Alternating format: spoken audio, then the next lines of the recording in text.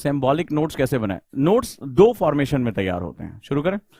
तो जो नोट्स होता है, नोट्स का मतलब क्या होता है, नोट्स के बारे में कितने लोग जानते हैं? हम ऑप्शनल की क्लास में हैं और हम यहां से शुरू करेंगे अपनी बात को। नोट्स का मतलब क्या होता है? जो हमें समझ में आ गया वो तो मेमोरी हो गई। हाँ,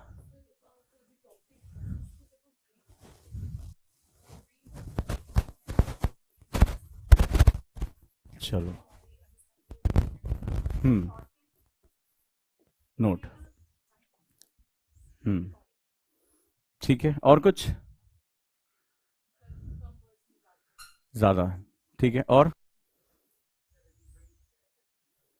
रिवीजन इफेक्टिवली कर सके, अच्छी बात है, बढ़िया। और कुछ, कोई और कोई ज्ञान देना चाहेगा?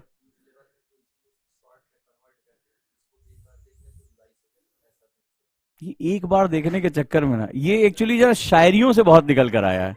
एक बार देखा है, दूसरी बार देखने की तमन्ना, ये छोड़ दो उसको। रिवीजन, अभी इससे पहले की क्लास में तुम्हें बताया था कि ये पैरासिम्पथेटिक सिस्टम में जो न्यूरल नेटवर्क होता है वो एक बार में होता ही नहीं है। वो पहली नजर का प्यार, वो सब भूल जाओ। यूपीएससी ना बहुत बड़ी मार मारता है, वो सब भूल जाता है।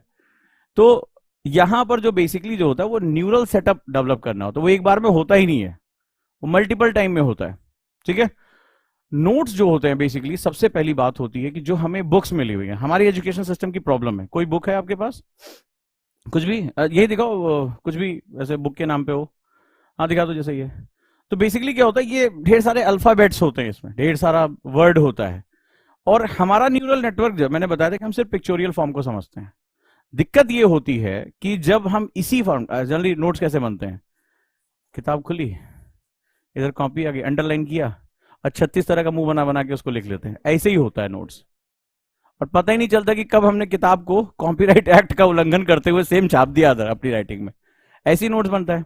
बहुत अधिक होता है तो थोड़ा सा, थोड़ी इज्जत रखते हुए ऐसे फ्लो चार्ट वार्ट बना देते हैं, थोड़ा सा लिख देते हैं विच फॉलोइंग, निम्न पॉइंट्स लिख, लेकिन बात वही आसपास होती है। नोट्स का कॉन्सेप्ट ये नहीं होता। नोट्स का कॉन्सेप्ट होता है कैसे हम लीनियर सिस्टम को पिक्चोरियल सिस्टम में कन्वर्ट करें।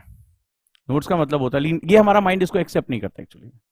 एक कहावत सुनी होगी, काला अक्षर, वो इसी के लिए कही गई थी। इसी के लिए कही गई थी। आपको क्या करना होता है, हमारा जो दिमाग होता है वो मल्टी डायमेंशनल, ये न्यूरॉन का हमारा स्ट्रक्चर होता है, 3 डायमेंशनल होता है। हम इस फॉर्मेट को समझते ही नहीं है एक्चुअली में। तो हम जब कोई भी चीज, तुम पढ़ के भी देखते होगे, जब तुम किसी चीज को पढ़ते हो, जब कहते हो, जब ऐसे रिवीजन करने जाते हो, कभी तुमने अपना थोपड़ा देखा है? जब रिवीजन करते हो तो कैसे करते हो? कभी तुम लोग को याद करना है, अभी कुछ याद करने के लिए, तभी अपना मुंह देखा है कैसे करते हो? ऐसे आंख तो पहले ये कोने में लेके जाते हो, मिर्गी का मरीज होता है ना, उस तरह से पहले मुंह बनाते हो। कभी करके देखना। जैसे तुम्हें जब कोई रिवीजन करना होता है, जैसे मान लो मैंने पूछा, वो अभी कल पढ़ा था तुमने, मान लो हिस्ट्री में, अभी हड़प्पा हड़प्पा इधर उधर, जैसे हड़प्पा के मैंने पूछा 4 पॉइंट्स कौन थे उसकी विशेषताएं, तो ऐसे पहले आंख लेके जाते हो। कभी नोटिस करके देखना। तो क्या कर रहे होते हो आप? पिक्चोरियल माइंडसेट से उसको खींच रहे होते हो। आपका न्यूरॉन क्या करता है, वो इन्फॉर्मेशन खींच रहा होता है। तो बेसिकली क्या होता है, हम मल्टी डायमेंशनल, हम न्यूरॉन सिस्टम में मल्टी डायमेंशनल थिंक करते हैं। हमें किसी भी चीज को पिक्चोरियल फॉर्म में कन्वर्ट, जितना तुम पिक्चर फॉर्म में कन्वर्ट करोगे उतना ही ज्यादा वो तुम्हें याद करना आसान हो। तो नोट्स का पहला शर्त होता है कि ये जो लाइन बाय लाइन लिखा होता है, लीनियर स्ट्रक्चर होता है, इसको ब्रेक कर दो। नहीं ब्रेक करोगे तो कहते ना, एक कहावत होती है कि सीधी कील जल्दी निकल जाती है और पेंच सीधे खींचने पे नहीं निकलता है। सिंपल सिद्धांत होता है। तो अगर आप ये कहते हो कि मैं भूल जाता हूं, मुझे याद नहीं रहता, तो उसका कारण है कि आप भूलने के लिए ही पढ़ रहे हो। दूसरा, क्विक रिवीजन के लिए आपको उसको शॉर्टर वे में लेना पड़ेगा। अब खास बात क्या होगी, मैंने तो अपनी लाइफ में बहुत से ऐसे बच्चों को देखा है, नोट्स बनाने के नाम पे, मैं तो भूल ही नहीं सकता, एक बच्चा इतना सुंदर नोट्स बना के लेकर आया कि ज्योग्राफी का था, और मतलब 3 दिन तक उसने मेहनत की थी और ग्लिटर विटर से सब बनाया था। मैं तो देख के इतना सुंदर नोट्स, मैंने उससे थोड़ा सा क्वेश्चन पूछ लिया, बोला अभी बनाया है, पढ़ा नहीं है। मैंने कहा 3 दिन में तुम एक चैप्टर ढंग से पढ़ सकते हो? बोला अभी बनाया सर गुरुजी। पहले तो उसने बताया कि जान लगा दिया, रात रात भर जग के पढ़ा, आपसे बहुत प्रेरित हूं। ठीक है, सब कुछ उसने कहा। उसने कभी बनाया है, पढ़ा नहीं है। पढ़ूंगा, तो पता है ना, पढ़ूंगा कभी नहीं होता है, तो टुमारो नेवर कम। सेम चीज यहां पे, आपको लीनियर स्ट्रक्चर ब्रेक करना पड़ेगा, एनी हाउ करना पड़ेगा। और दूसरा, आपको शॉर्टर करके उसको अब उसमें जब पिक्चर बनाते हो, जैसे मैं तुमसे कोई बात कहना चाहता हूं, जैसे अगर तुम्हें कोई बात कहनी और तुम्हें सिंबल में कहना है तो तुम्हें क्या करना पड़ेगा? अब समझो नोट्स का पर्पस क्या होता है। नोट्स बहुत साइंटिफिक विधा होती है। तो कैसे बनाते हो? मान लो तुम्हें कोई बात कहनी है, ठीक है, मान लो सिंपल, जैसे बचपन में मैं ग्रामर की पहली क्लास में राम जाता है, ये पढ़ा जाता है। अब तुम्हें लिखना है राम जाता है, तो तुम्हें इसको पिक्चोरियल फॉर्म में कन्वर्ट करना है? क्यों लिखूंगा राम? अरे ये हमारा है, ये हमारे दिमाग की उपज है। हम कुछ भी लिख सकते हैं, मान लो, ठीक है, हम कुछ भी लिख सकते हैं, ठीक है। तो हमने, मैं ऐसे बना दूं उसको, ठीक है, ये तो पता है ना क्या है, और जाने के लिए मैं एक उसकी टांग बना दूं, लो राम जाता है, मेरा हो गया, ये मेरा है। क्यों? क्यों ये तुम्हारा है? Because it is created by you. और for this, converting this notes into this, you have to involve yourself. The biggest problem for a student, वो अपनी नोट्स के साथ कभी इन्वॉल्व होता ही नहीं है।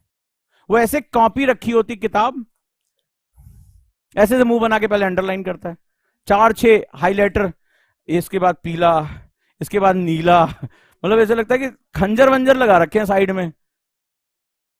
कई बार तो उठा के देखता हूं मैं, किस कलर की थी ये बुक, खुद पब्लिशर नहीं समझ पाएगा किस कलर की थी।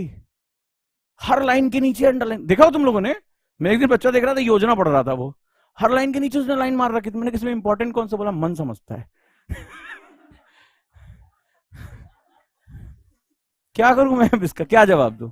हर चीज तुम्हारे लिए इंपॉर्टेंट है, मन समझता है? या तो ऊपर वाला समझता है, ठीक है, दो ही लोग। तो अब तुम हर लाइन के नीचे अंडरलाइन कर रहे हो, तो उसे नोट्स कैसे निकालोगे? कैसे निकालोगे? और तुमने देखोगे ऐसी किताब पढ़ी जाती है, 4 हाइलाइटर मिनिमम रिक्वायरमेंट होती है नहीं होता है? तो क्यों? तो नोट्स बनाने का इसका मतलब नहीं होता। नोट्स का मतलब होता है पिक्चोरियल फॉर्मेट में कन्वर्ट करना। आपको मेमोराइज करने के लिए नई नई चीजों की जरूरत पड़ती है। डन? अब जब तुम इसको बना दोगे, अब मेरी ये बात इसके साथ हो गई। अच्छा देखो, दिमाग में ना बड़ी अजीबोगरीब चीज है, इंसान का दिमाग बहुत ही अजीबोगरीब चीज है। उसे 2 ही चीज ज्यादा याद रहती, या तो बहुत भयानक हो या बहुत वाहियात हो। ये 2 चीजें हमारी मेमोरी का बड़ा, या इसमें कॉमेडी लग रही हो, कुछ हंसी आ रही हो। अब तुम देखो, ये कुछ अजीब सी चीज नहीं है कि रुपए का साइन था, मैंने उसको दौड़ा दिया, और मेरे लिए वो क्या हो गया? राम जाता है या रुपीज जाता है, मैं कुछ भी उसका नाम रख सकता हूं। फॉर एग्जाम्पल, इसका किसी धर्म से लेना देना नहीं, पता चला कि आपकी धार्मिक भावनाएं हाथ हो जाए, ठीक है, तो मैं उसकी बात नहीं कर रहा हूं। मैं सिंपली एक व्यक्ति है, ये नाउन है बेचारा बस मेरे लिए। तो बचपन में हमें पढ़ाया गया था, तो आपने उसको क्या किया? कन्वर्ट कर दिया। जब आप इसको कन्वर्ट करो तो आप अपने नोट्स के साथ इन्वॉल्व हो रहे हो, और जब आप इन्वॉल्व हो जाते हो तो आपकी सीखने की क्षमता बढ़ जाती है। तो नोट्स बनाने में भी टाइम लगेगा, लेकिन अगर आप सीख नहीं रहे हो तो वो आपका टाइम क्या है? वेस्ट है। साल भर बाद आप क्या कहते हो? साहब यूपीएससी ने तो हमें धोखा दे दिया, ठीक है, हमारा तो सिलेक्शन नहीं हुआ। अरे धोखा उसने नहीं दिया, धोखा तुम दे रहे थे। आज तुम्हारा फोन पकड़ा गया। बस यही हुआ, धोखा तुम दे रहे थे, तुम्हारे उसमें कई लोगों की कॉल पड़ी हुई थी, आज तुम पकड़े गए, ठीक है, मामला साफ हो गया तुम्हारा। तो बस यहां हो रहा है। तो यूपीएससी जब वो जून आता है, फर्स्ट वीक पकड़ लेता है। तो आपको पढ़ते समय इन सब चीजों का ध्यान रखना है। और अब जब आप पिक्चोरियल फॉर्म में जाते हो, जब लास्ट टाइम आता है, जब एग्जाम का टाइम होता है, तो अभी क्या हुआ, सिस्टम बहुत बदल दिया है। पहले था कि एक पेपर होता था, बीच में गैप मिलता था, तो आराम से अंगड़ाई वंगड़ाई लेके अपना सो के अगले दिन फिर तैयार होके फिर 1-2 दिन बाद पेपर। अभी क्या हो रहा है? Morning evening back to back. अच्छा, ये वाला जो फर्स्ट स्लॉट होता है बड़ा अच्छा होता है, जोश में जाता है एकदम बाहुबली की तरह। पता नहीं कटप्पा उसके साथ क्या कर देता है। सेकंड वाले में जब जाता है वो 3 घंटा जब लिखने के बाद, 3 घंटे लगातार वो बॉडी एकदम एक होते। तो जब सेकंड फेज में पहुंचता है एकदम ऐसा नहीं, कटप्पा से पता नहीं क्या हो जाता है, ऐसे थोड़ा हाथ कांपने लगता है। तो पहले दिन भी थोड़ा हो जाता है, चलो।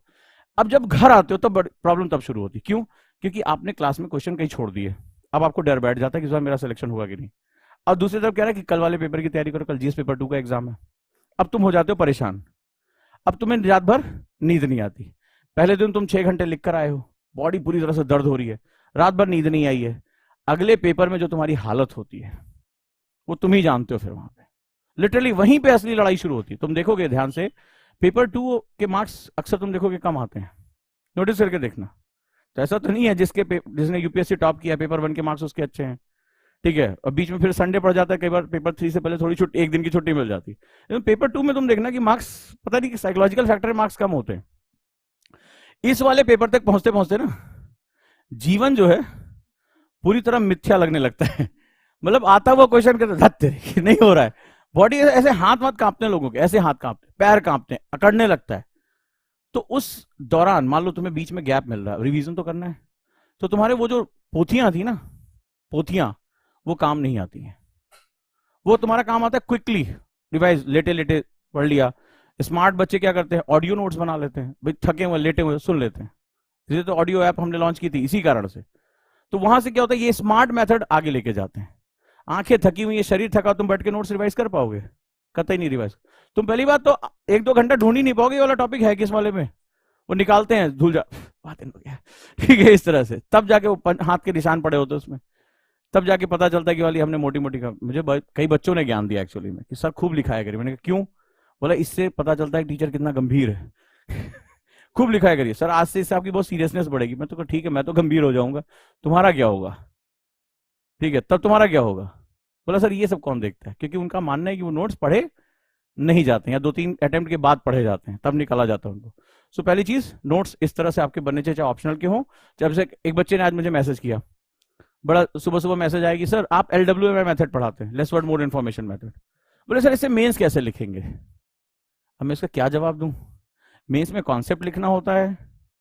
मतलब जैसे मान लो मेरे पास ये 2 चीजें हैं, तो मैं इसको इधर भी कर सकता हूं, मैं इसको इधर भी रख सकता हूं, मैं इसको ऊपर भी रख सकता हूं, मैं इसको नीचे रख सकता हूं। अच्छा रख दिया, मैंने किसको ऊपर नीचे किया? पता चला? नहीं पता चला। क्यों? क्योंकि मेरे पास थॉट्स नहीं है। ऑब्जेक्ट है, मैं ऑब्जेक्ट को लेफ्ट रखूं राइट रखूं तुम आइडेंटिफाई कर सकते हो, लेकिन अगर मेरे पास कुछ नहीं है तो इंपॉर्टेंट क्या है? थॉट्स का होना इंपॉर्टेंट है, पॉइंट्स का होना।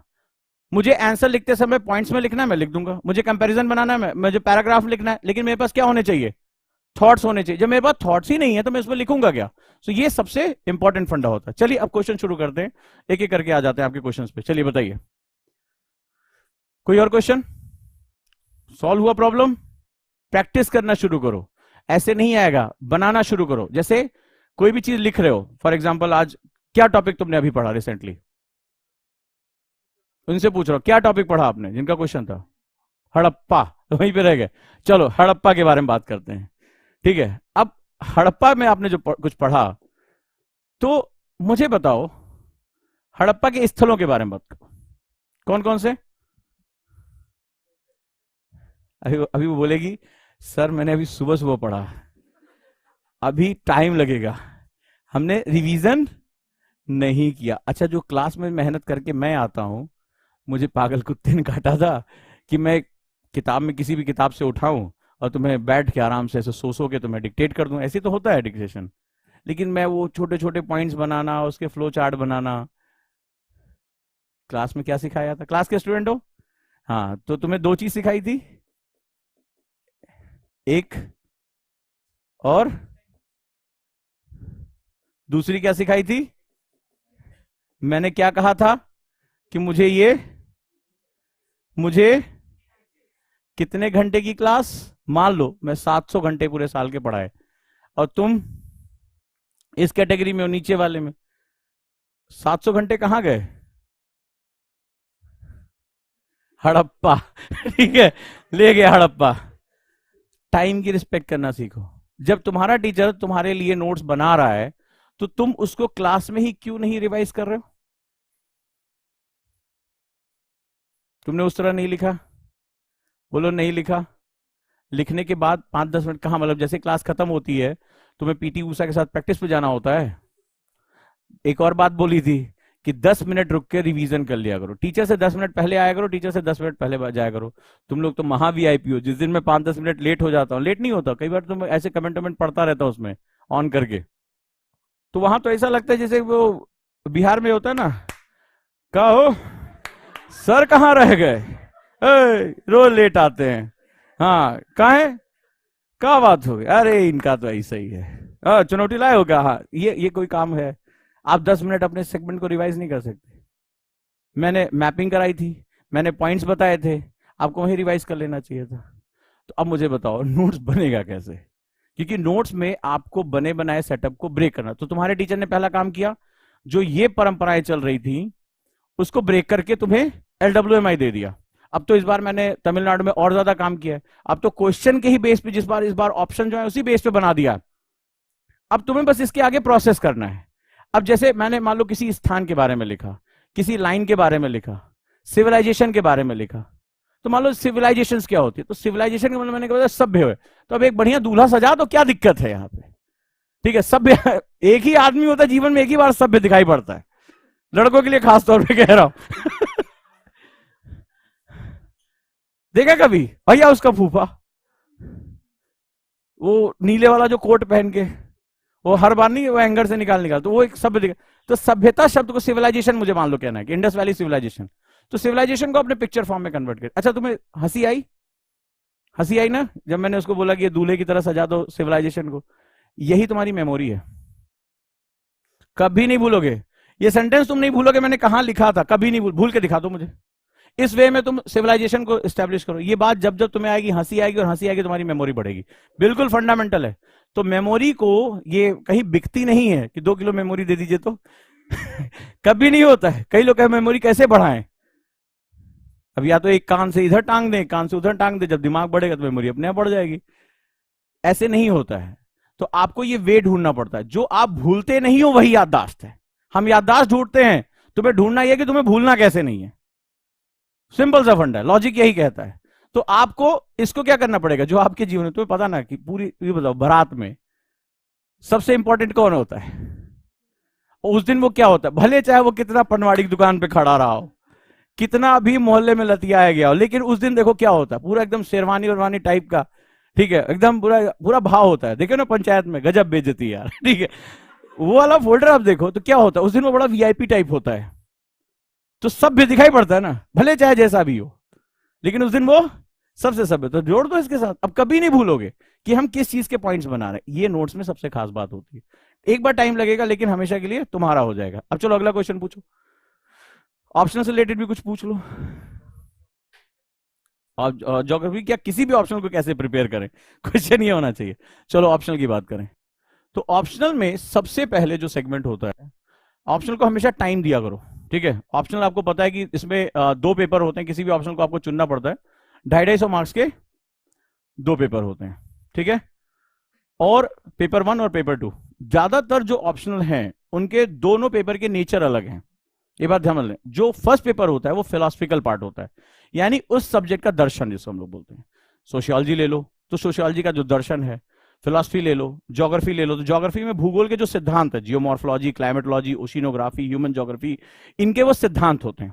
तो पहला पार्ट जो होता है वो सिद्धांत होता है, ये बहुत ही जो प्रिंसिपल्स होते हैं टू द पॉइंट होते हैं। तो तैयारी करने का जो पहला पार्ट होगा, इनको as it is syllabus to syllabus kill कर दो। पहला पार्ट जितने भी ऑप्शन है इनको सिलेबस टू सिलेबस किल कर दो, ठीक है। यानी सिलेबस के एक एक पॉइंट पर अप्रोच कर दो, मतलब लाइन बाय लाइन। सिलेबस में लिखा है कि भूआकृतिक विज्ञान के सिद्धांत, खत्म, ठीक है, उसको पढ़ डालो उसको, जो जितने भी बिगिनर हैं। जो पेपर 2 होता है, मोस्टली जितने भी ऑप्शन है वो बहुत वेरिएबल है, बहुत वेरिएबल है। तो वेरिएबल का मतलब क्या है, इसको हम लोग अप्लाइड पार्ट भी कहते हैं, ठीक है। इसको न्यूज़पेपर के साथ, उससे रिलेटेड मैगजीन के साथ, जैसे मान लो ज्योग्राफी ऑप्शनल है तो ज्योग्राफी एंड यू एक मैगजीन आती है, डाउन टू अर्थ एक मैगजीन आती है, तो इनके साथ जो है आपको क्या करना पड़ेगा, वेरिएबल के साथ जोड़ना पड़ेगा। अगर आपको इस सिद्धांत पे ये पढ़ोगे तो ये बेसिकली इन्हीं सिद्धांतों का एप्लीकेशन होता है। जैसे पहले में आपने पढ़ा भूगोल में आपने पढ़ा प्लेट टेक्टोनिक थ्योरी, तो आपको पता है कि कॉन्टिनेंटल प्लेट टकराएगी, C2C कोलिजन होगा, वलन पड़ेगा तो क्या बनेगा, वलित पर्वत बनेंगे। मुझे बताओ जब हिमालय आएगा, हिमालय एक फोल्डेड माउंटेन है, तो क्या इनके फूफा और चाचा टकराएंगे? सेम कॉन्सेप्ट काम करेगा, बस इसमें क्या होगा, तुम्हें हिमालयन सेक्टर्स में जो अभी रिसेंट डेवलपमेंट हुए हैं, जैसे हिमालय के बारे में पूछा था, यूथ माउंटेन है, लैंडस्लाइड्स बहुत ज्यादा आ रही है, नदियां अपना कोर्स चेंज कर दे रही हैं, तो इसके बारे में तुम्हें क्या करना है, अप्लाइड पार्ट पढ़ना है। रिसेंटली कोई अगर थ्योरी आई है उसके साथ आपको जो, जैसे अभी भूकंप की थ्योरी आई कि जो इंडियन प्लेट है वो नेपाल की प्लेट के नीचे धंस रही है या टकरा रही है, तो भारत और नेपाल में लगातार भूकंप आने की संभावना बनी हुई है हिमालय में। अब ये नई थ्योरी है, या हिमालय के ग्लेशियर्स को लेकर क्वेश्चन बन रहे हैं, तो आपने देखा अभी क्रायोस्फीयर पे ऊपर क्वेश्चन आया हुआ है, तो ये अप्लाइड पार्ट है, इसमें रिसेंट खोजों के साथ इसको आपको जोड़ के पढ़ना पड़ेगा। ठीक है, तो दोनों सिलेबस को पढ़ने का तरीका ये है। टारगेट होना चाहिए कि मुझे किसी भी हालत में 300 प्लस मार्क्स टच कर लेना है, किसी भी हालत में। और इसी तरह होगा, ज्यादातर बच्चे इसको अप्लाइड पार्ट से सेकंड पेपर को नहीं पढ़ते। मान लो सोशियोलॉजी है, तो सोशियोलॉजी का जो सेकंड पेपर है उसमें बहुत करंट इश्यू पे बात होती है। आप केवल वुमेन एम्पावरमेंट के सिद्धांतों पे बात नहीं कर सकते। हाल ही में कोई घटना हुई है जहां वुमेन एम्पावरमेंट को लेकर कोई बात हो रही, किसी पंचायत में, अभी जैसे आज ही पेपर उठाओगे तो एक महिला पंचायत है, शायद नीरज नाम है उनका, आज के फ्रंट पेपर पे आया हुआ है। तो उनकी जो पंचायत है वो आदर्श पंचायत कही गई है, क्योंकि वहां उन्होंने बच्चियों के लिए स्कूल बनवाए हैं और पुल बनवाया है, सबसे ज्यादा साफ सफाई है, प्रधानमंत्री जो स्वच्छता अभियान है उसके अंतर्गत वो पुरस्कृत है। तो ये क्या है, एक महिला प्रधान ने वो करके दिखाया जो उस गांव को कभी आज तक नहीं मिला। तो women empowerment is not about कि एक वुमेन एम्पावरमेंट हो जाए, women empowerment is all about जो वुमेन कम्युनिटी है वो एम्पावरमेंट हो जाए, बच्चियां स्कूल जाने लगे। तो इसको हम लोग क्या करेंगे, एक कंप्लीट वुमेन एम्पावरमेंट के अंदर जोड़ेंगे।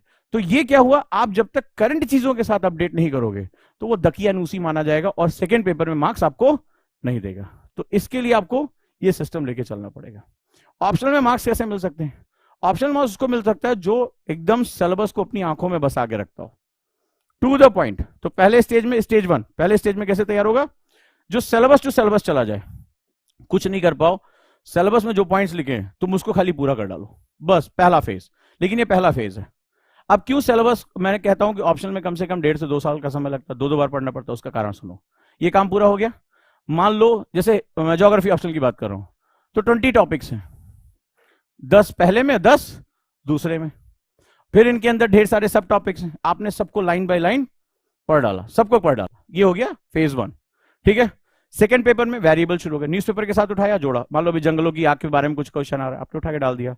अभी आपने देखा कि हिमाचल में कितना भूस्खलन आया, उठा के जोड़ दिया। किसके किसके कौन कौन से ऑप्शन है, तुम्हारा ज्योग्राफी हो गया, ज्योग्राफी और कॉमर्स और PSIR, तो हिस्ट्री। तो अब हिस्ट्री में भी सेकंड पेपर में बहुत कंटेम्प्रोरी चीजें पूछी जाने लगी हैं, रिलेटिव पूछे जाने लगे, तो वेरिएबल पार्ट को आपको पकड़ना है। अब इसके बाद अभी फेज 1 हुआ है, टाइम कहां लगेगा, अब तुम्हें क्या करना है, जो सिलेबस के टॉपिक हैं, इसको समझना, जो सिलेबस के टॉपिक हैं इनके हर टॉपिक के 5-5 डायमेंशन बनाने हैं, 1 2 3 4 5, मतलब आपको क्वेश्चन खुद बनाने हैं। अब पढ़ चुके हो, टीचर के साथ सिलेबस पूरा हो गया, अब हर टॉपिक के कम से कम 5-5 डायमेंशन, इस पर क्या क्या क्वेश्चन पूछे जा सकते हैं। मान लो तुम हिस्ट्री पढ़ रहे हो, रेनासा है, तो रेनासा का आर्ट एंड कल्चर पे क्या इफेक्ट पड़ा, रेनासा का पॉलिटिक्स पे क्या असर पड़ा, रेनासा का वर्ड पे क्या असर पड़ा, वहां यूरोप के ऊपर क्या असर पड़ा। तो आपने क्या किया, रेनासा वर्ड को लिया और उसके 5 अलग अलग क्वेश्चन तैयार कर, मतलब इसके कितने एस्पेक्ट कर सकते हैं। तो अगर मान लीजिए आपके पास टोटल 100 टॉपिक हैं, तो आपको इसको क्या करना है, 500 टॉपिक की एक बुकलेट तैयार करनी है। एकदम ऐसा मंत्र दे रहा हूं, इसके बाद यूपीएससी कहीं भाग के नहीं जाने वाला। और यही वो करते हैं, ऑप्शनल के क्वेश्चन कुल मिला के घुमा फिरा के वो रिपीट कर देते हैं, ऐसी बात नहीं है, लेकिन आप डायमेंशन नहीं पकड़ पाते हो। तो जैसे हिमालय पढ़ रहे हो ज्योग्राफी में, तो हिमालय एक तो वलित पर्वत हो गया, तो वो तो सबको ही जान रहा है भाई, बचपन से पढ़ते चले आ रहे हैं। लेकिन हिमालय एक क्रायोस्फीयर का स्पेस भी है भाई, दुनिया का तीसरा सबसे बड़ा जो हिमखंड है, तीसरा सबसे बड़ा ग्लेशियर वो किसके पास है, हिमालय के पास है। भारत की जो सदा नीरा नदियां हैं उनका जो स्रोत है वो किसके पास है, हिमालय के पास है। फिर हिमालय एक जलवायु विभाजक है, क्लाइमेटिक डिवाइडर है। तो आप इसके क्या करोगे, डायमेंशन। हिमालय का हमारी हिस्ट्री में भी बहुत बड़ा योगदान है, इसको भी आप जानते हो। हिमालय हमारे साथ जो है वो व्यापार के लिए भी बहुत महत्वपूर्ण है, इसको भी आप जानते हो। हिमालय फ्लोरा और फौना के लिए भी बहुत महत्वपूर्ण है। हिमालय एक अलग तरह की टेम्परेट जलवायु के बारे में है। तो आपने क्या किया, उसके डिफरेंट डायमेंशंस तैयार कर लिए, आपको काम करना पड़ेगा। और जब अब तुमने इस पर अपने अपने फिलर्स डालने शुरू किए, ठीक है, इससे क्या होगा, तुम्हारा इंपैक्ट 5 गुना बढ़ जाएगा। करके देखना, किसी भी टॉपिक उठाए, मान लो आप कुछ भी, सोशियोलॉजी का कोई एक टॉपिक लो, कोई भी लो, कौन सा टॉपिक है, कोई है sociology option, sociology as a, ठीक है। समाज विज्ञान एक अनुशासन के रूप में। तो अब सवाल यह है कि अनुशासन किसे कहेंगे, डिसिप्लिन के रूप में, मतलब क्या हुआ। तो सबसे बड़ी बात, किसी डिसिप्लिन को आगे बढ़ाने के लिए उसके जो है वो थिंकर्स होते हैं। तो एज अ सोशियोलॉजी थिंकर्स कौन से हैं, थिंकर्स भी कई तरह के। एक आपका वेस्टर्न स्कूल होगा, पश्चिमी सभ्यता के लोग, ठीक है। एक मान लो क्या भारतीय थिंकर नहीं है, बिल्कुल है, तो आप क्या करोगे, थिंकर्स की कैटेगरी बनाओगे। अब देखो तुम्हारे अंदर से ये चीज निकल रही, फिर दोनों में डिफरेंस भी ढूंढोगे कि भाई भारतीय थिंकिंग में और वेस्टर्न थिंकिंग में क्या है। फिर अगर थिंकिंग में और भी जाओगे तो इसमें आगे चलकर तुम देखोगे कि समाजवाद में मार्क्स का बड़ा जबरदस्त एक योगदान आता है, ठीक है। तो आप उनके साथ भी जाओगे कि भाई इसकी थिंकिंग का क्या इंपॉर्टेंट है।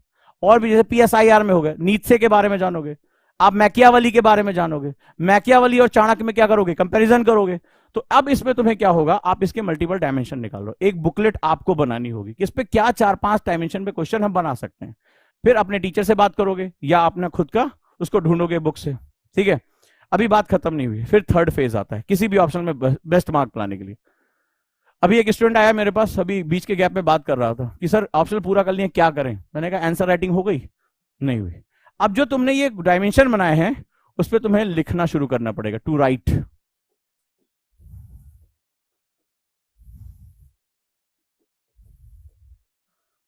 आपको पेन से ही बात करनी पड़ेगी। तो जो आपने 100 टॉपिक पे 500 क्वेश्चन बनाए हैं उन पे आपको लिखना शुरू कर दो, या कोई ऐसी टेस्ट सीरीज ज्वाइन कर लो जहां तुम्हारी कॉपी को कोई चेक कर ले। इतना सिंपल तुमने काम कर लिया, नोबडी कैन स्टॉप यू। कोई भी तुम्हें 300 प्लस मार्क्स लाने से रोक नहीं सकता। सिर्फ ये 3 स्टेप आपको फॉलो करने हैं, कोई भी ऑप्शनल हो, आपको कोई दिक्कत नहीं आएगी। लेकिन जहां तक मैं जानता हूं 2 और 3, 2 तो खैर फॉलो ही नहीं होता, 3 पर कुछ खास लोग पहुंच पाते हैं। लेकिन वो क्या होता है, आंसर राइटिंग करने के नाम पे आधे अधूरे टॉपिक करते हैं। तो पहला क्या है, हर हालत में आपका सारे के सारे टॉपिक कवर होने चाहिए। दूसरा क्या है, आप हर टॉपिक को कई फ्रैक्शंस में तोड़ दोगे। तीसरा क्या है, आप उस पर आंसर राइटिंग करोगे या कोई टेस्ट सीरीज आप ज्वाइन करोगे, उस पर अपनी क्वालिटी चेक करोगे, हो गया। और एक और पॉइंट था कि पेपर 2 को आप अप्लाइड या डायनेमिक पार्ट के रूप में एक्सेप्ट करोगे, न्यूज़पेपर से जोड़ोगे अपने आंसर को आगे ले जाने के लिए। सिर्फ ऐसी बात नहीं है। साइकोलॉजी बेसिकली होता है, साइकोलॉजी बेसिक एक नेचर के साथ होता है। साइकोलॉजी उसके लिए बहुत सुटेबल होता है। देखो कुछ ऑप्शनल जो होते हैं वो हमारे व्यक्तित्व पे भी डिपेंड है। साइकोलॉजी वो नेचर होता है जो बुक से ज्यादा इंसान को पढ़ने में विश्वास रखता हो, ठीक है। मतलब जो उसको बिहेवियरल नॉलेज में बहुत सेगमेंट है।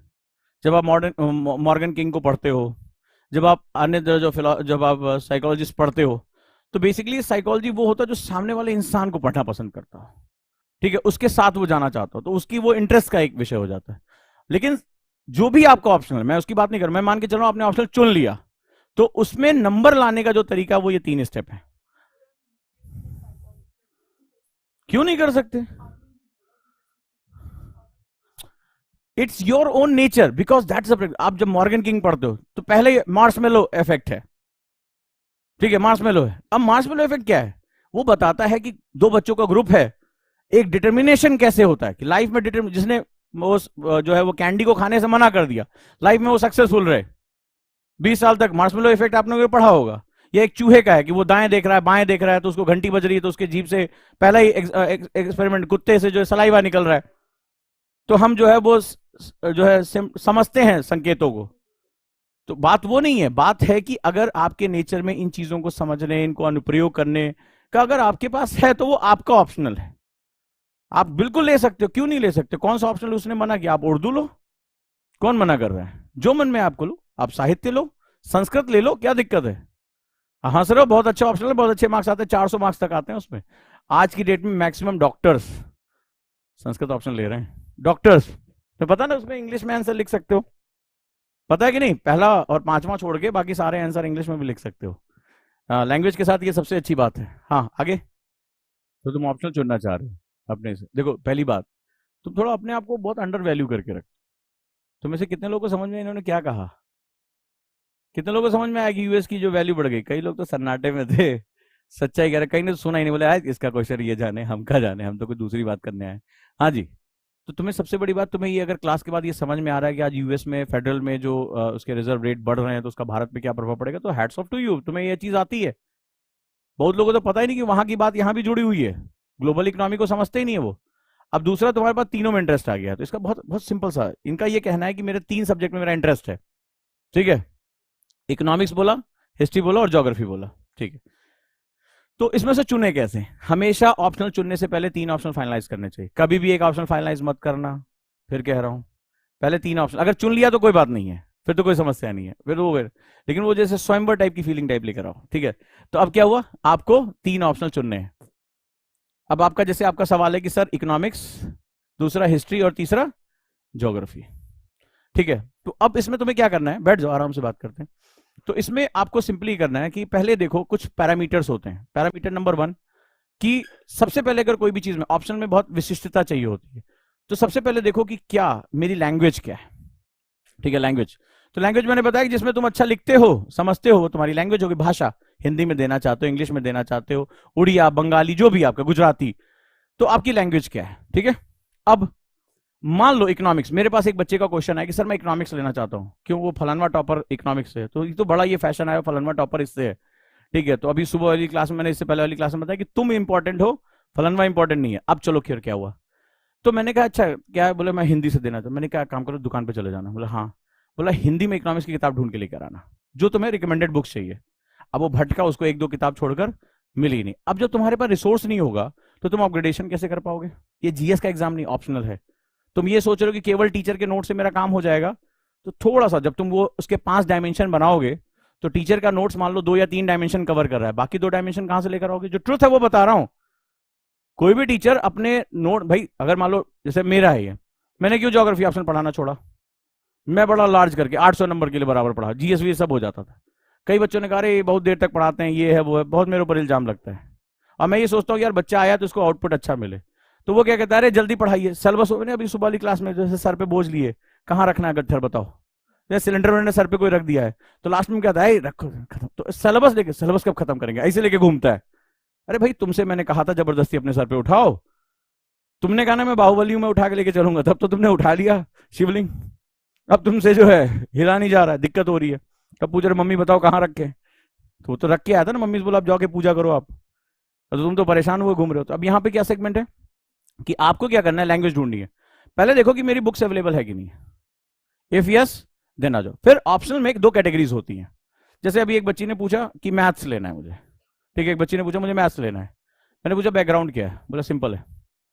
अगर आप ये स्पेसिफिक सब्जेक्ट है, मान लो इंजीनियरिंग है, अब तुमने कभी इंजीनियरिंग नहीं पढ़ी है, तुम्हारा किसी तरह घसीट पसीट के तुम्हारी इंजीनियरिंग चल रही है, अब तुमने कहा नहीं मैं इलेक्ट्रिकल इंजीनियर बनूंगा, तो वो जबरदस्ती का ईगो है, ठीक है। तुम्हें ये नहीं पता चल रहा है कि इंडक्शन मोटर कैसे काम कर रही है, कम्यूटेटर कैसे काम कर रहा है, बिजली कहां से निकल रही है, तुम्हें कुछ नहीं पता चल रहा है। तो वही वाला जो 3 इडियट्स में, तब मोटर कैसे चलती है, बोला चलती है, तो वैसे ही करोगे तुम, और कुछ नहीं होगा इससे ज्यादा, तो ड्र मोटर चलाओगे।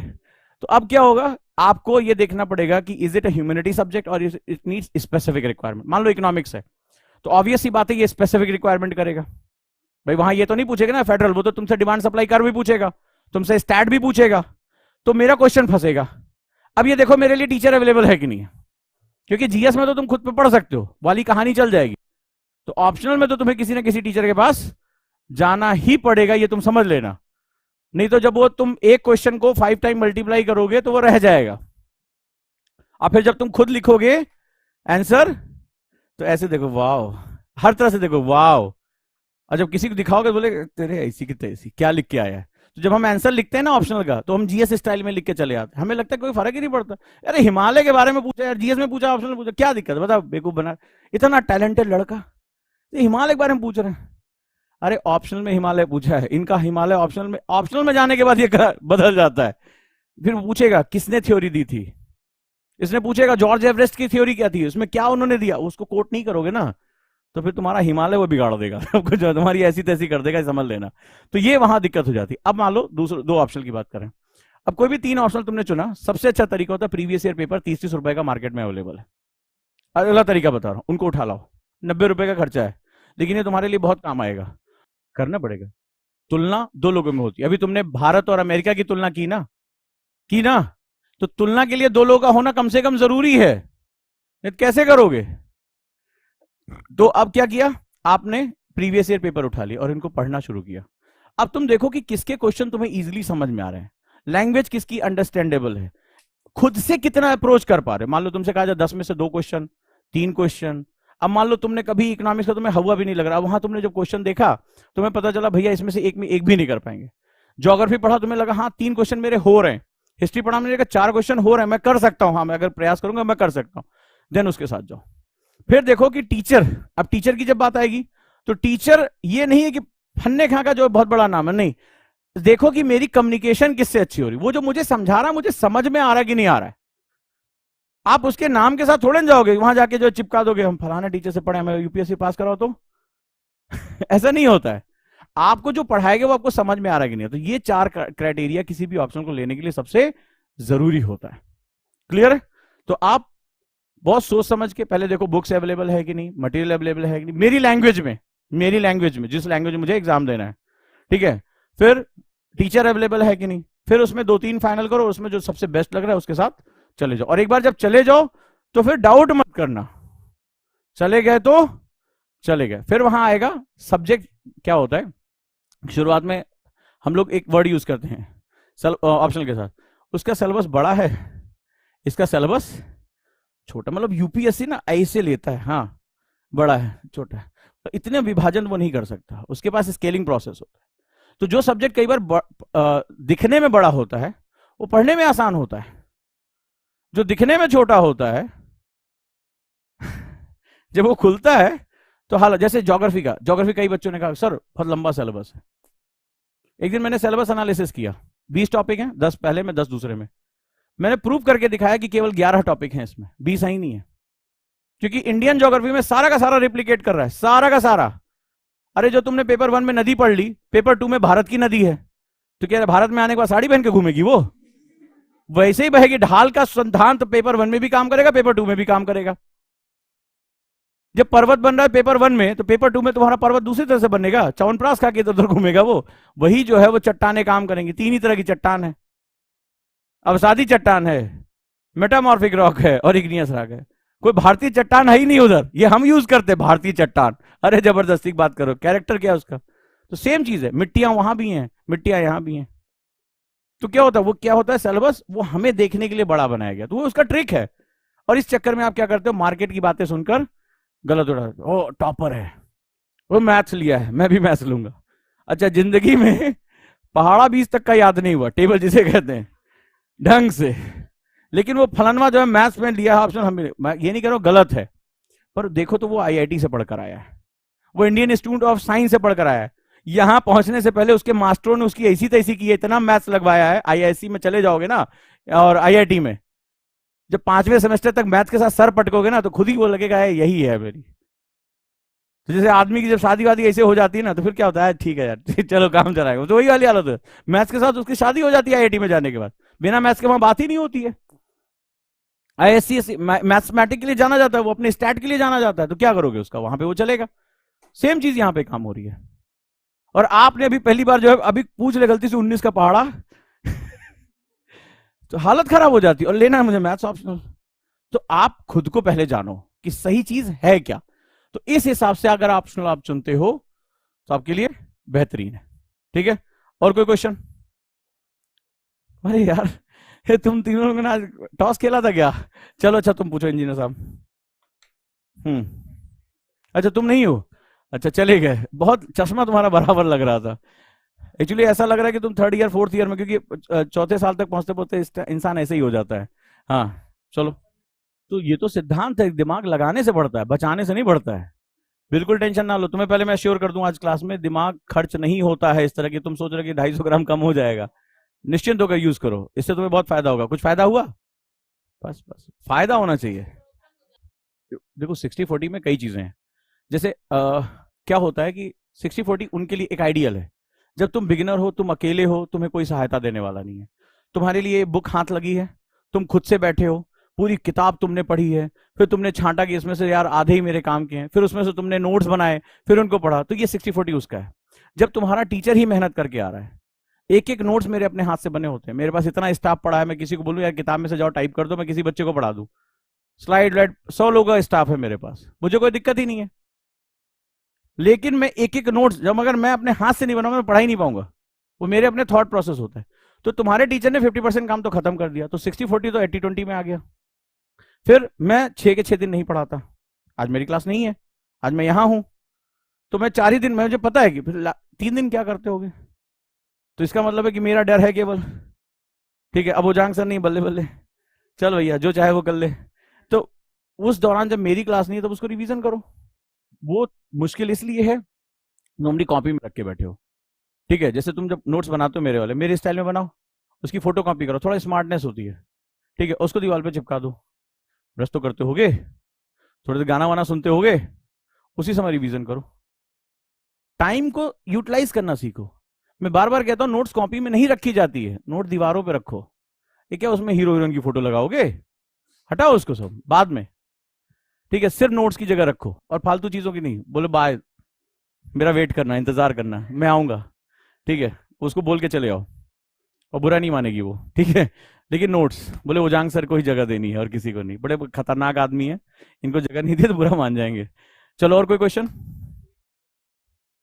अच्छा रिकॉर्डेड है, अरे रिकॉर्डेड का क्या है यार, उसमें तो मुझे पॉज कर सकते हो, अभी मुझे बोलने से रोक नहीं सकते। रिकॉर्डेड क्लास की सबसे बड़ी खास बात है कि मैं तुम्हारे आदेशों पे चलूंगा, तो तुम दो क्यों देख रहे हो, मुझे ये समझ में नहीं आ रहा है। अरे नहीं, देखो, तुम्हारा मेरा हाजमा अलग अलग है, तो बात सच्चाई है, ठीक है। तो मैं 4 रोटी खा सकता हूँ, सकता है तुम 4 रोटी में लुढ़क जाओ। तो जितना डाइजेस्टिव सिस्टम, अपनी कैपेसिटी के हिसाब से काम करो। तुम्हें, हम लोग एक्चुअली ना रेस लगाने की जो कोचिंग व्यवस्था में जो दिक्कतें हैं, बड़ी दिक्कत है। हम रेस में नहीं है, मैंने सुबह की क्लास में बताया कि हम लर्निंग प्रोसेस में है। लर्न कर लो, उसके बाद रेस लगा लेना। तुम्हें दौड़ना ही नहीं आता, तुम्हें मोटरसाइकिल चलाना नहीं आता, तो कार रेस कैसे करोगे तुम आखिर? तो कम से कम लर्न तो करो। तो जितना डाइजेस्ट कर सको ट्रूली उसके साथ रहो, ठीक है। कोई रेस नहीं है कि मुझे 10 दिन में खत्म कर लेना। Life is not about scalable thing. यहां 2+2 कई बार 4 नहीं, 2+2 0 भी होता है। सो लाइफ कभी स्ट्रेट लाइन में नहीं चलती है, लाइफ हमेशा इस तरह चलती है। आज अच्छा दिन है तो कल बुरा भी आएगा, और उसको एक्सेप्ट करना सीखो, नहीं तो स्ट्रगल करोगे। और क्वेश्चन? कहीं नहीं, आप समय के हिसाब से पहले एक न्यूज़पेपर ही पढ़ना चाहिए। पहले पहले एक न्यूज़पेपर ही पढ़ना चाहिए।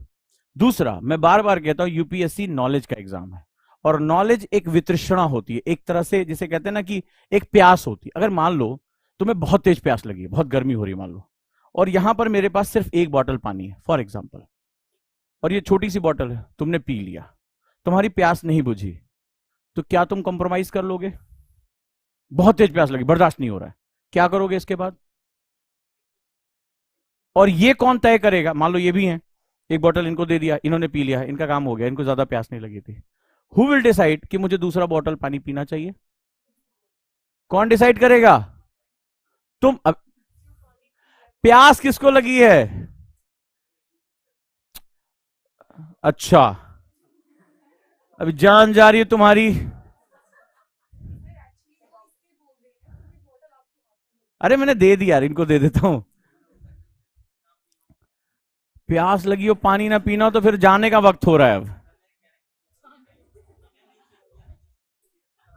हाँ, तुम्हें प्यास लगी है, भयानक प्यास लगी है, ठीक है, भयानक प्यास लगी है, तो बात को समझो, यही के। तो तुम, ये बॉटल तुम्हें पानी मिल गया, लेकिन अभी प्यास बुझी नहीं है, देन क्या करोगे? जाओगे ना सर्च के लिए। तो अगर तुम किसी एक न्यूज़पेपर को पढ़ रहे हो, और तुम्हारा वो डायमेंशन कंप्लीट नहीं हो रहा है, क्या तुम वास्तव में, जब तुम्हें बिल्कुल प्यास से मर रहे हो, तुम मुझसे पूछोगे सर मैं दूसरी बॉटल पानी पीऊं? मैं कहूं नहीं, तो बोला हट जा सर, जिंदा रहेंगे तो कल फिर मिलेंगे, गुरुजी फिर चरण छू लेंगे तुम्हारा, माफी मांग लेंगे, लेकिन अभी जाने दो, कहोगे? So it's all about thirst, psychological factor. हमें क्या होता है, दिक्कत हमारी है कि हमें पता ही नहीं होता है कि हमें क्या पढ़ना और क्या नहीं पढ़ना है। हम अपनी प्यास के बारे में नहीं जानते हैं। हमें नहीं पता होता कि हमारा परस्यूट ऑफ नॉलेज, इसको बोलते हैं परस्यूट ऑफ नॉलेज, यानी कि ज्ञान की खोज। तो जब परस्यूट ऑफ नॉलेज का हमें पता ही नहीं होता, तो हमें लगता है जो मिल गया उसको बहुत है। असंतुष्ट रहना इस एग्जाम की प्रमुख शर्त है। जब परस्यूट ऑफ नॉलेज में आप कंट्रोलिंग सीख जाते हो, तो परस्यूट कहां रह गया? परस्यूट शब्द जो है वो कॉन्टिन्यूटी है। तुम कैसे कह सकती हो कि मैं चल रहा हूं, मैं चल रहा हूं, मैं रुका हुआ हूं? रुकना और चलना दो अलग अलग संज्ञाएं होती हैं, दो अलग अलग चीजें होती हैं। मैं या तो चल रहा हूं या रुक रहा हूं। If I am pursuit of knowledge, I am not talking about the knowledge, I am talking about pursuit of knowledge. तो डायरेक्शन, अच्छा मान लो मुझे वो आगे खंबे से लेफ्ट लेना है, मैं यहीं खड़ा हूं, मेरी डायरेक्शन चेंज हो गई। मुझे चेंज करने के लिए क्या करना होगा? मुझे सच्चाई बताओ। ये सब जो साइकोलॉजी है ना, मैं इसका मास्टर हूं, ठीक है। अब मुझे चेंज करना है, मुझे क्या करना होगा? ये साइकोलॉजी वालों के साथ गेम होता है। ठीक है, चलो। हाँ। हम्म। अरे जिस दिन इन्होंने सोर्स बना लिया ना, उस दिन निपट जाएंगे। इनके पास एक ही ऑप्शनल है। ठीक है, जीएस का ही पेपर है इनका, एक ही लक्ष्य यूपीएससी। ठीक है, वैसे तो जिंदगी में बहुत से सोर्स हैं। इनको शादी करनी है, इनको जो है पैसा कमाना है, इज्जत कमाना है, ये सब, लेकिन अभी क्या है? यूपीएससी है ना। तो एक ही हमारा रीजन है। और मुझे ये रास्ता बदलने के लिए जाना पड़ेगा ना। इफ आई थिंक कि मेरा रास्ता बदल जाए, मान लो तुमने कहा कि मुझे डायरेक्शन चेंज करनी है, क्या मेरे सोचने से डायरेक्शन चेंज हो जाएगी या मेरे चलने से चेंज होगी?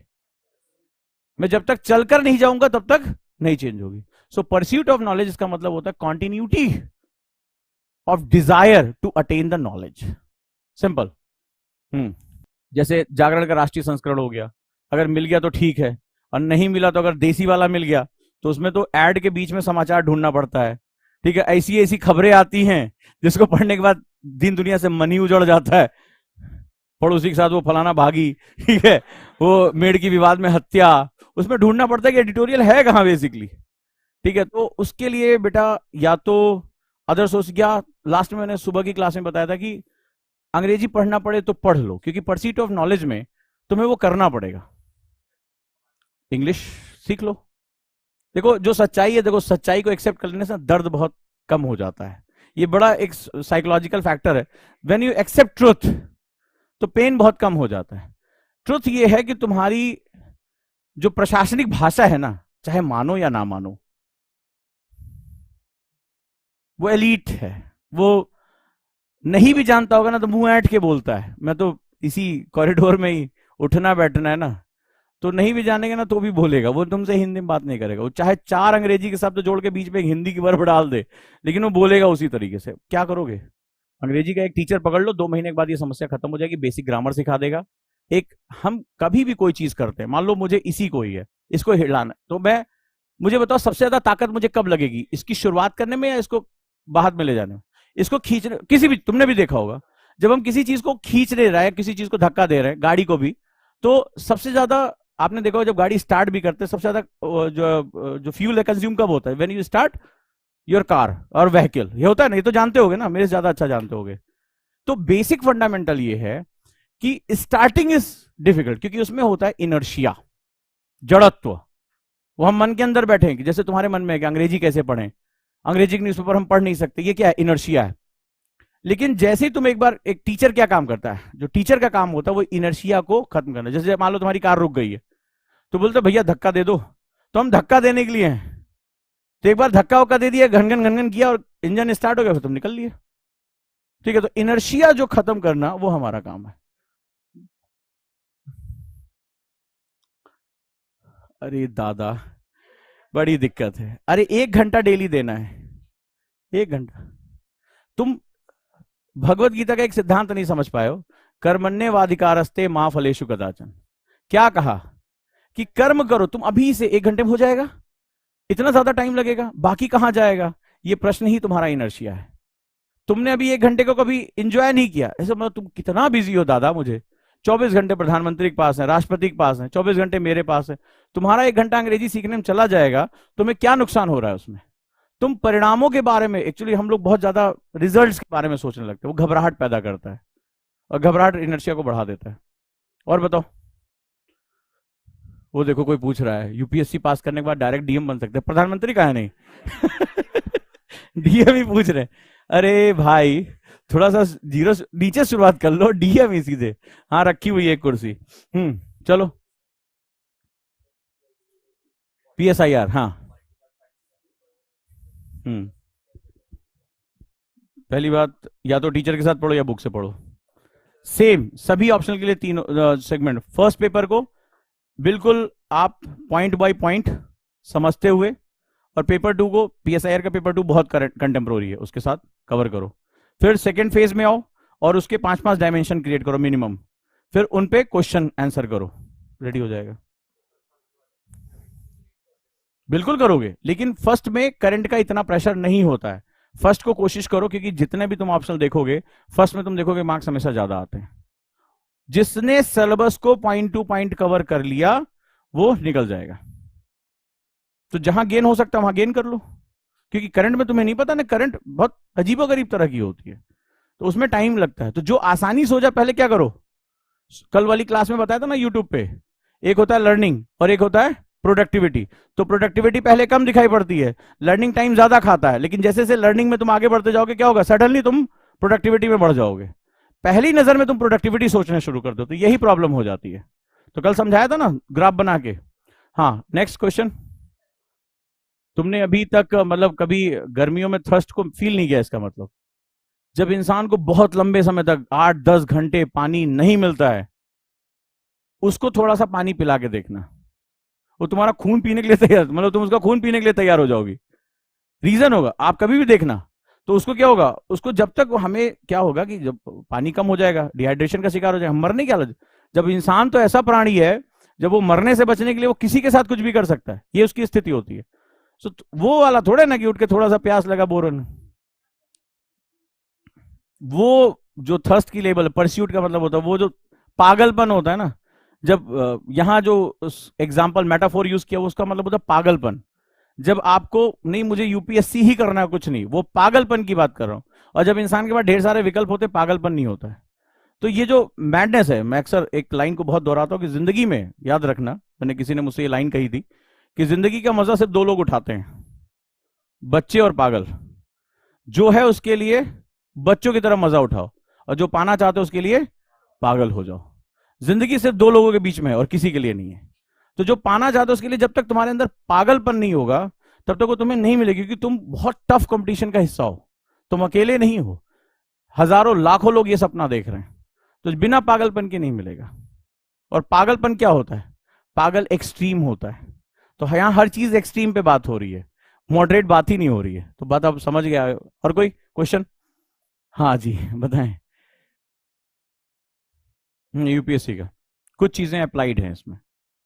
सिलेबस देख लो ना, बिना सिलेबस देखे कोई चीज डिसाइड नहीं हो सकती, सिलेबस देखो। तुम्हारे सवाल का जवाब सिंपल है, सिलेबस उठाओ और प्रीवियस ईयर पेपर उठाओ यूपीएससी का।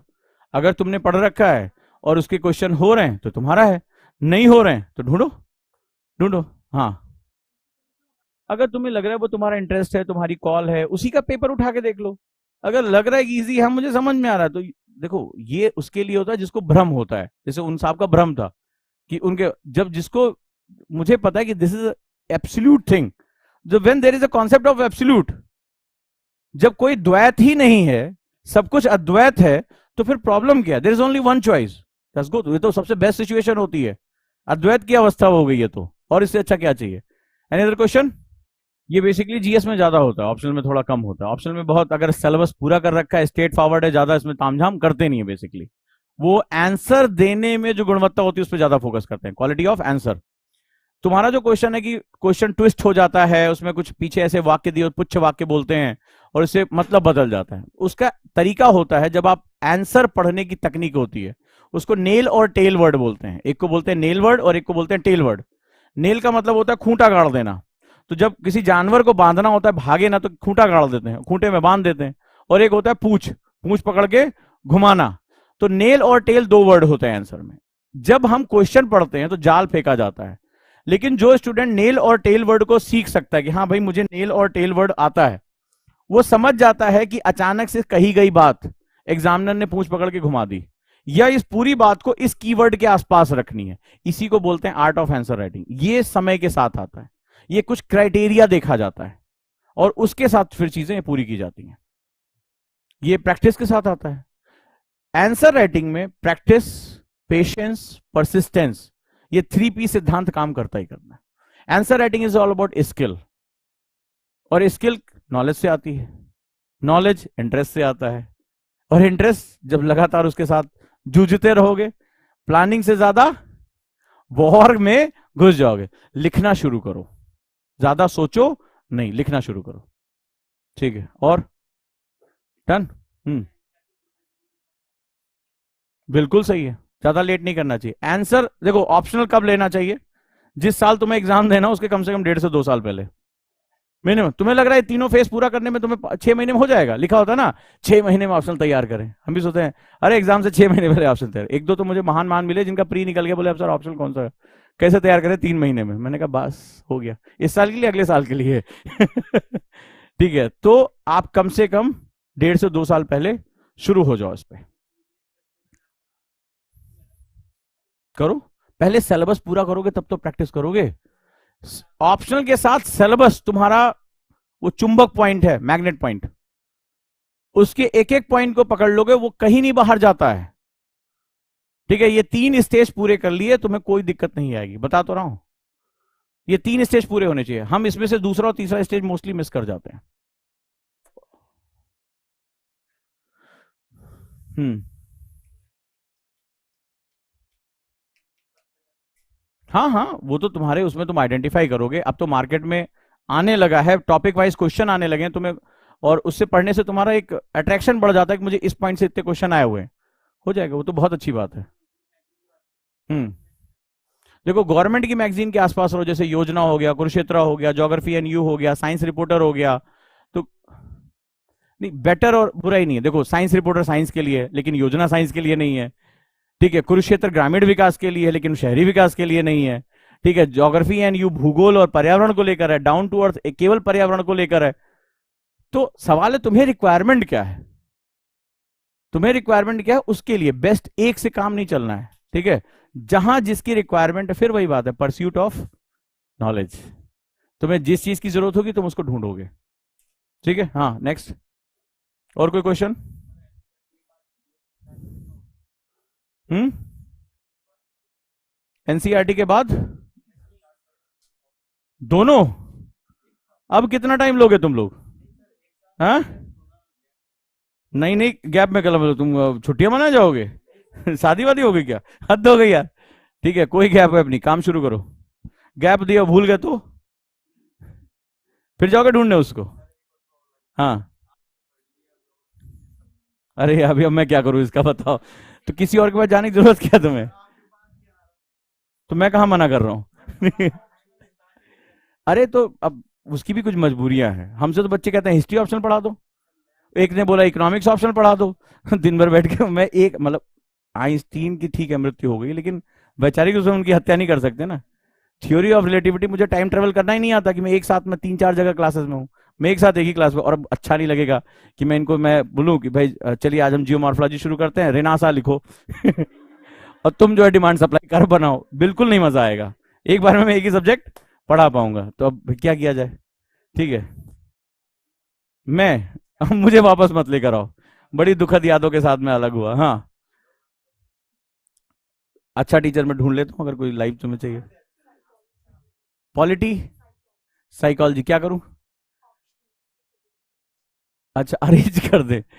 हाँ चलो, ट्राई करते हैं, अब जैसे यहाँ तक पहुंचे और भी कर देंगे, कोई दिक्कत नहीं। अच्छा, ठीक है, हिस्ट्री ऑप्शन बढ़ गया है। चलिए, अब छुट्टी दो हमें कुछ दिन, हमें लगातार सालों से काम करते करते थक गए हैं, देखो कहाँ से कहाँ आ गए हम। इसके हिसाब से। हाँ, अच्छा, सबको यही कहता है। ठीक है, सबको यही कह रहा है। चलो, और कोई क्वेश्चन? हाइब्रिड बेसिकली क्या है कि एक ही साल में दोनों लेवल कंप्लीट हो रहे हैं। वैसे कॉन्सेप्ट में आइडियली 2 साल हम टाइम लेते हैं, लेकिन कई लोग हैं ना, एक्चुअली अभी नई पीढ़ी थोड़ा सा नूडल टाइप की, वो 2 मिनट नूडल, उनको एक साल में आईएएस बनना है। तो अब उसमें ये था कि हम प्री मेंस एक साथ मिक्सअप करें और क्वालिटी कंप्रोमाइज करें, तो वो दिक्कत हो जाती। तो उसके लिए एक हाइब्रिड मॉडल निकाला। हाइब्रिड मतलब होता है कि लेवल 1 भी चलेगा, यानी लर्निंग, लेवल 2 मतलब प्रोडक्टिविटी, तो दोनों एक साथ लेके चल रहे हैं।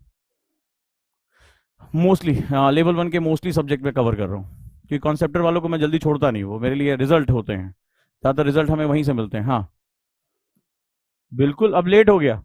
बेटर वाला choice, beggars are not choosers, ये याद रखो, तुम्हारा समय बीत रहा है, तुमने पिछले साल क्या किया?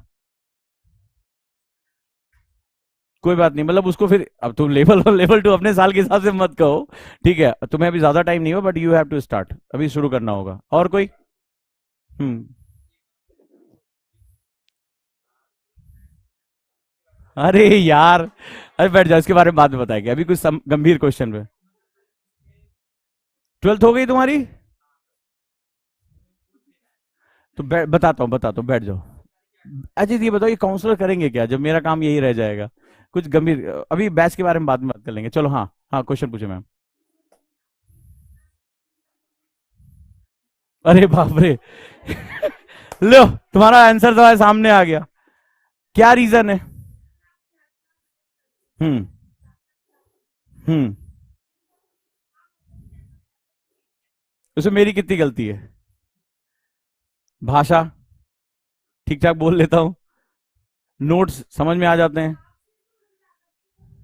अच्छा तो ऐसे बोलो ना, मैं तब से गिल्ट में जी रहा हूं। मैं तब से सोच रहा हूं मैंने कौन सा सब्जेक्ट ऐसा खराब पढ़ा दिया, लानत है मुझे, तब से मैंने 4-6 लानतें भेज ली अपनी।